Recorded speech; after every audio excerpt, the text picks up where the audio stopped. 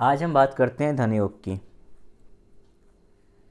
तो कैसे कोई भी व्यक्ति या कोई जातक ये पता लगाए कि उसके कुंडली में या उसके जीवन में धन योग है या नहीं, और जो धन योग है वो अपार धन योग है या नॉर्मल धन योग है। तो इसी की आज हम चर्चा करेंगे। तो इसके लिए जिन जिन भावों का या जिन जिन घरों का महत्व है, पहले मैं आपको वो बताना चाहूँगा। धन योग में दूसरा घर और ये 11वां घर, इन दोनों का महत्व सबसे ज़्यादा होता है। तो जब भी दूसरे घर का या 11वें घर का संबंध केंद्र से हो, केंद्र मतलब लग्न या पहला घर, 5वां घर या 9वां घर, जब भी आपके दूसरे घर का और 11वें घर का संबंध त्रिकोण से होता है तो धन योग वहाँ पर बनता है। आप लोगों को समझने में दिक्कत ना हो इसलिए मैं यहाँ पर इन मैग्नेट्स का यूज कर रहा हूँ कि जब दूसरे घर का और 11वें घर का संबंध जब आपके त्रिकोण से हो जाए, 1, 5 और 9 से हो जाए, तो आपका यहाँ पर धन योग होता है। अब हम कब ये बोलें कि ये धन योग अपार धन योग है या नॉर्मल है? तो अपार धन योग में ये संबंध यदि त्रिकोण के अंदर बने या केंद्र के अंदर बने, त्रिकोण मतलब हमारा हो गया ये वाला घर, ये वाला घर या ये वाला घर, या फिर ये जो संबंध है वो केंद्र के अंदर बने। केंद्र मतलब अगेन ये वाला घर, ये और ये, तो यहाँ पर हम बोलते हैं कि आपको अपार धन योग की प्राप्ति के योग हैं। आपके जीवन में अपार धन संपत्ति होगी। लेकिन यदि यह संबंध तीसरे घर में, छठे घर में, 8वें घर में या 12वें घर में बनता है तो यहाँ पर जो धन संपत्ति आपके पास होगी वो कंपैरिजन में थोड़ा सा कम होगी। ये इतना प्रबल धन योग नहीं है, या मैं बोलूँ इतना अपार धन योग नहीं है जितना कि केंद्र में या त्रिकोण में बनने पर आपको धन संपत्ति प्राप्ति हो सकती है। ठीक है, अब यहाँ पर ये जानने की ज़रूरत है कि ये संबंध जो है वो कैसे बनता है। तो ये संबंध किसी भी तरह का हो सकता है। किसी भी तरह से मतलब क्या है कि जब दूसरे घर का स्वामी या सेकंड लॉर्ड जो है ये यदि 5वें घर में बैठ जाए या 9वें घर में बैठ जाए, राइट, या लग्न में बैठ जाए। ठीक इसी प्रकार से यदि 11वें घर का स्वामी लग्न में बैठ जाए, 5वें घर में बैठ जाए या 9वें घर में बैठ जाए, ये 2 कंडीशन हो गई हैं। तीसरी कंडीशन क्या है?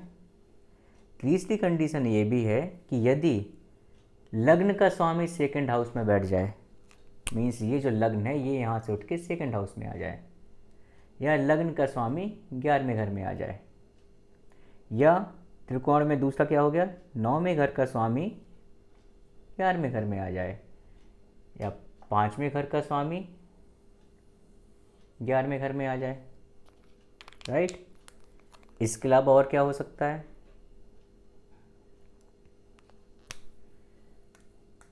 पांचवें घर का स्वामी दूसरे घर में पहुंच जाए, 9वें घर का स्वामी दूसरे घर में पहुंच जाए, राइट। तो इस तरह से इन घरों का संबंध आपस में बन गया और यहाँ पे धन योग बन जाएगा। इसके अलावा भी कंडीशन क्या हो सकती हैं कि यदि दूसरे घर का स्वामी और 5वें घर का स्वामी कुंडली में किसी भी भाव में जाके बैठ जाए, मीन्स ये आपस में ना बैठ के हो सकता है चौथे घर में बैठ जाए। इसी प्रकार से 11वें घर का स्वामी और 9वें घर का स्वामी कुंडली के किसी भाव में बैठ जाए, दूसरे घर का स्वामी और 9वें घर का स्वामी कुंडली के किसी भाव में बैठ जाए, 5वें घर का स्वामी और 11वें घर का स्वामी कुंडली के किसी भाव में बैठ जाए, लग्न का स्वामी और दूसरे घर का स्वामी किसी भी घर में बैठ जाए, अगेन लग्न का स्वामी और 11वें घर का स्वामी किसी भी घर में बैठ जाए। तो यहाँ पर काफ़ी ज़्यादा मैंने ड्रॉ कर दी लाइन, आपको समझ में नहीं आ रहा होगा, जो मैं बोल रहा हूँ उसको ध्यान में रखिए। सार यह है कि जब भी दूसरे घर का स्वामी या दूसरे घर का संबंध या 11वें घर का संबंध जब भी त्रिकोण से बनेगा आपका धनयोग बन जाएगा। अब वो संबंध किसी भी कुंडली के भाव में जाकर बने, जो इसका अपर लाइन है वो यही है कि जब दूसरे घर का और 11वें घर का संबंध त्रिकोण से बने और कुंडली के किसी भी भाव में बने, आपका धनयोग होगा। अब वो धनयोग अपार होगा या नॉर्मल होगा, वो डिपेंड करता है किस हाउस में ये संबंध बन रहा है। अगर त्रिकोण में या केंद्र में बन रहा है तो बहुत अच्छा है, अपार धनयोग होगा। इसके अलावा किसी घर में बन रहा है तो ये नॉर्मल धनयोग होगा। ठीक है, अब हम इस चीज़ को एक एग्जाम्पल के साथ समझने की कोशिश करते हैं, और मैं यहाँ पे एक छोटा सा ही एग्जाम्पल देना चाहूँगा। बहुत ज़्यादा हम लोग यहाँ पे एग्जाम्पल नहीं लेंगे, एक छोटा सा एग्जाम्पल लेते हैं जिससे कि आपको ये समझ में आ जाए कि हाँ, मैं जो स्वामी की बात कर रहा हूँ या लॉर्ड की बात कर रहा हूँ वो कैसे काम कर रहा है और कैसे हम ये बोल रहे हैं कि वो किस घर में बैठने पे क्या करेगा। ठीक है, तो ये लेके चलते हैं, हम एक कुंडली ड्रॉ करते हैं।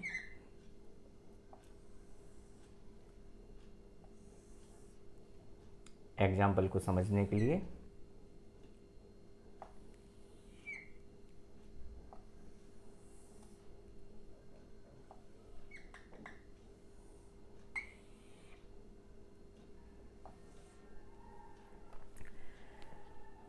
मान लीजिए ये मकर लग्न की कुंडली है। मकर लग्न की कुंडली में क्या होगा, 10, 11, 12, 1, 2, 3, 4, 5, 6, 7, 8, 9। ठीक है, अब इस मकर लग्न की कुंडली में एग्जाम्पल में लेके कह रहा हूँ, आपको बता रहा हूँ कि 11वें घर का स्वामी जो है वो कौन है, मंगल। ठीक है, क्योंकि यहाँ पे 8 नंबर की राशि है तो इसका वृश्चिक राशि का जो लॉर्ड होता है वो कौन होता है, मंगल। अब यदि मंगल यहाँ पर बैठा हो, ठीक है, किसके साथ बैठा हो, ये समझ लीजिए कि आपका यहाँ पे मंगल जो बैठा हुआ है वो बैठा हुआ है बुध के साथ। ठीक है,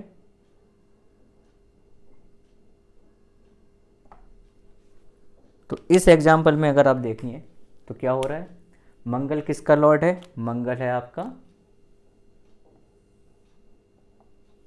11th का लॉर्ड। बुध क्या हो गया, 6 का लॉर्ड। ये दोनों मिलके कहाँ बैठे हैं, आपके 7वें घर में। तो यहाँ पर एक ये अच्छा धन योग बन गया। अब यहीं अगर हम बात करें इसी एग्जाम्पल में, अगर मैं ये बोलूं कि शनि जो है वो आपके 9th हाउस में आ गया, तो शनि किसकी लॉर्डशिप ले रख के बैठा है, शनि यहाँ पे लग्न की लॉर्डशिप लेके बैठा है और 2nd हाउस की लॉर्डशिप लेके बैठा है। इसका मतलब क्या हुआ कि दूसरे घर का स्वामी 9वें घर में आ गया, धनयोग बन गया, और ये बहुत अच्छा धनयोग बनेगा। ठीक है, अब यदि हम यहाँ पर ये बोलें कि शनि जो है वो, ठीक है शनि यहाँ पे बैठा देते हैं, कोई दिक्कत नहीं है। यदि मैं आपके से कहूँ कि मंगल जो है वो यहाँ ना बैठ के, क्योंकि हमें जो लेना है वो क्या लेना है, हमें केवल 2nd लॉर्ड और 11th लॉर्ड लेना है, या तो हम शनि को लेंगे या मंगल को उठाएंगे। ठीक है, अब यहाँ पर ये लेके चलो कि शनि जो है, शनि तुमने यहाँ बैठा दिया, मंगल जो है वो आपके 3rd हाउस में बैठा है। किसके साथ बैठा है, पंचमेश के साथ। पंचमेश मतलब 5वें घर का लॉर्ड जो है वो कौन है, शुक्र। तो यहाँ पर भी एक ये धन योग बनेगा। क्यों? क्योंकि 11वें घर का जो लॉर्ड है वो दूसरे घर के साथ बैठ गया है यहाँ पर तीसरे घर में, ठीक है। लेकिन ये जो धन योग बनेगा ये इतना अच्छा नहीं माना जाएगा जो कि यहाँ पर जब मंगल बैठा हुआ था वो जो धन योग बन रहा था, और ये जो धन योग बन रहा है, ये धन योग बहुत ज़्यादा अच्छा है, जहाँ पर हम बोलेंगे कि जातक को अपार धन की प्राप्ति होगी। लेकिन ये जो धन योग है, ये धन योग, मैं इसको अलग कलर से कर देता हूँ, ये जो धन योग है ये इतना प्रबल धन योग नहीं है। क्यों? क्योंकि ये जो बन रहा है यहाँ पर धन योग 11वें घर से और 5वें घर से, तीसरे घर में जाके बन रहा है, जो कि ना तो केंद्र है और ना ही त्रिकोण है, ठीक है। आशा करता हूँ कि आपको ये धन योग बहुत अच्छे से समझ में आया होगा। अब आप ये अपनी कुंडलियों पर लगा कर देखिए और देखिए कि आपके खुद की कुंडली में धन योग बन रहा है, नहीं बन रहा है। धन योग जो बन रहा है वो किस लेवल का बन रहा है, नॉर्मल या अपार, ठीक है। Thank you.